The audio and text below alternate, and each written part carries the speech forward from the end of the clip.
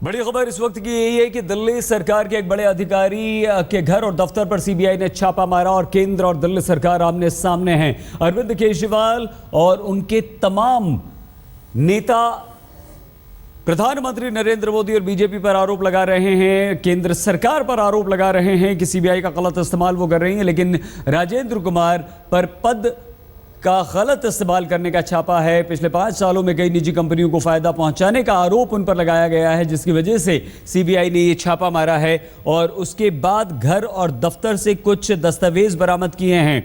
दिल्ली के मुख्यमंत्री अरविंद केजरीवाल के दफ्तर पर सीबीआई ने सुबह सुबह छापा मारा, इस तरह की खबर आई थी। लेकिन बाद में सीबीआई ने कहा कि यह छापा हमने राजेंद्र कुमार के घर और दफ्तर पर मारा है, अरविंद केजरीवाल के दफ्तर पर नहीं। दिल्ली सचिवालय की तीसरी मंजिल पर यह दफ्तर है जहां छापा मारा और यहीं इसी मंजिल पर, तीसरी मंजिल पर दिल्ली के मुख्यमंत्री अरविंद केजरीवाल का भी ऑफिस है। दिल्ली सरकार ने छापे की कार्रवाई का दावा किया था, पुष्टि की थी। सबसे पहले दिल्ली सरकार की तरफ से, अरविंद केजरीवाल की तरफ से ये आई थी।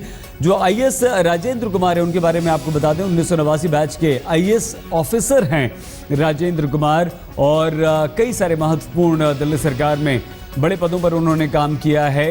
1989 बैच के हैं, आईआईटी दिल्ली से पास आउट हैं। आईआईटी दिल्ली से अरविंद केजरीवाल भी हैं, दोनों वहां पर साथ में थे। केजरीवाल के काफ़ी करीबी बताए जाते हैं राजेंद्र कुमार और कई महत्वपूर्ण पदों पर राजेंद्र कुमार ने काम भी किया है। इस वक्त प्रिंसिपल सेक्रेटरी हैं वो दिल्ली के मुख्यमंत्री अरविंद केजरीवाल के, दिल्ली के सबसे ताकतवर अधिकारी माने जाते हैं। केजरीवाल के प्रधान सचिव, प्रमुख सचिव हैं, प्रिंसिपल सेक्रेटरी हैं, 1989 बैच के आईएएस ऑफिसर हैं। और इससे पहले जब अरविंद केजरीवाल मुख्यमंत्री बने थे तब भी वो उनके सचिव थे। ट्रांसपोर्ट, ऊर्जा विभाग, जो महत्वपूर्ण विभाग हैं, वहां पर भी सेक्रेटरी रह चुके हैं। 2002 के सीएनजी फिटनेस घोटाले में भी इनका नाम आया था। फिटनेस देने में मामले में गड़बड़ी का आरोप लगा था। एसीबी की टीम पूछताछ भी कर चुकी है, एंटी करप्शन ब्यूरो की टीम ने पूछताछ भी की थी अक्टूबर में पिछले साल। तो राजेंद्र कुमार के घर और दफ्तर पर छापे के बहाने अब दिल्ली और केंद्र सरकार आमने सामने हैं। टकराव की स्थिति लगातार बढ़ती जा रही है, क्योंकि आम आदमी पार्टी की तरफ से यह कहा जा रहा है कि हम किसी भी कीमत पर यह बर्दाश्त नहीं करेंगे, लेकिन साफ तौर पर केंद्र सरकार की तरफ से यह कहा जा रहा है कि सीबीआई से हमारा कोई लेना देना नहीं है, वो एक निष्पक्ष इंडिपेंडेंट बॉडी है, अपना काम खुद करती है, कोई प्रभाव नहीं है। हमारे संवाददाता, तमाम संवाददाता इस खबर पर अलग अलग जानकारी दे रहे हैं और इस वक्त हम आम आदमी पार्टी के वरिष्ठ नेता और प्रवक्ता आशुतोष क्या कहते हैं, सीधे आपको सुनवाते हैं। क्या कहना है आपका इस पर? नहीं, मैं तो साफ तौर पर कहना चाहता हूँ, कैसे रही है? मैं साफ तौर पर कहना चाहता हूँ, ये अपने आप में एक निहायती कायरतापूर्ण कार्रवाई है, बदले की कार्रवाई की जा रही है। और ये आम आदमी पार्टी की चुनी हुई सरकार को बर्खास्त करने की दिशा में पहला कदम उठाया गया है। जिस तरीके से इनके प्रिंसिपल सेक्रेटरी के दफ्तर में छापा मारा गया, मैं सवाल पूछना चाहता हूं कि अगर इनको राजेंद्र कुमार के खिलाफ कुछ कार्रवाई करनी थी, अगर इनको किसी फाइल की दरकार थी, इन्होंने दिल्ली के चुने हुए मुख्यमंत्री को इन्फॉर्म करने का काम क्यों नहीं किया? क्या इनको दिल्ली के मुख्यमंत्री भी यकीन नहीं है? अगर हम कोई फाइल देने से इनकार करते, अगर हम किसी जांच से इनकार करते, उसके बाद अगर ये कार्रवाई करते तो समझ में आती। ये इनका कहना है सीबीआई का कि हमने सिर्फ और सिर्फ राजेंद्र कुमार, सीबीआई झूठ बोल रही है। सीबीआई झूठ बोल रही, सीबीआई सीधे प्रधानमंत्री नरेंद्र मोदी के इशारे पर काम कर रही है और ये आम आदमी पार्टी और आम आदमी पार्टी की सरकार के मनोबल को तोड़ने की कोशिश की जा रही है और ये आम आदमी पार्टी की सरकार को बर्खास्त करने की दिशा में पहला कदम उठाया। क्या इसके बाद स्टेप है आप लोगों का? क्या करने जा रहे हैं? हम किस तरह, कहां ले जाएंगे पार्टी? अगर नरेंद्र मोदी जी ये समझते हैं, अगर नरेंद्र मोदी जी ये समझते हैं कि उनकी इस हरकतों की वजह से आम आदमी पार्टी और आम आदमी पार्टी की सरकार अगर दब जाएगी तो किसी दुनिया में, दूसरी दुनिया में रहते हैं। वो और लोग थे जो नरेंद्र मोदी से दब गए, हम नहीं दबने वाले। चलिए, शुक्रिया हमसे बात करने के लिए। साफ तौर पर कहना है आशुतोष का यहाँ पर कि हम नहीं दबने वाले हैं, और लोग हो सकता हो दब जाएं, दूसरी पार्टियों के जो नेता हैं वो दब जाएं, हम नहीं दबने वाले, हमारा दामन बिल्कुल साफ है। और ये जो कार्रवाई करी है ये बिल्कुल एक चुनी हुई सरकार को कहीं ना कहीं उसके खिलाफ जो है ये कार्रवाई है और कहीं से भी कॉन्फिडेंस में नहीं लिया गया यहाँ पर सरकार को, दिल्ली सरकार को, और बिना बताए इस तरीके से ये सीबीआई कार्रवाई की गई है। कैमरामैन संजय खान के साथ अहमद अजीम, दिल्ली आज तक।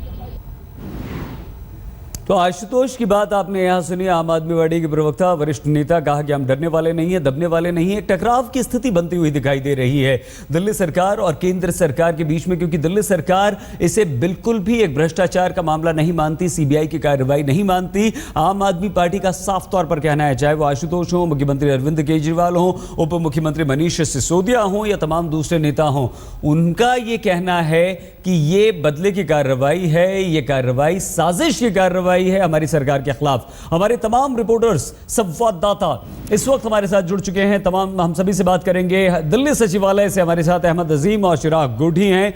हमारे साथ सीबीआई दफ्तर के बाहर से शिवेंद्र श्रीवास्तव हैं।